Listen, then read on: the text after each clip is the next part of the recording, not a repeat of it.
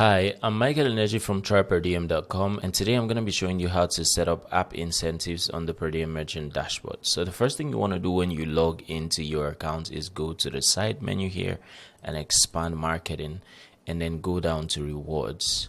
So you can see the app incentive area here, which is currently collapsed, so you want to expand that, and then you get to see the events. So what the app incentive area allows you to do is to give customers a certain number of points when they perform certain actions. So the two events that you have here are app download and sign up, and successful order. So when these are turned on, what it means is that you're going to be given a number of points when customers download the app and sign up, and you're also going to be given a number of points when a customer makes a successful order. The checkbox here for first successful order only means that you only give the points on their first successful order after signing up.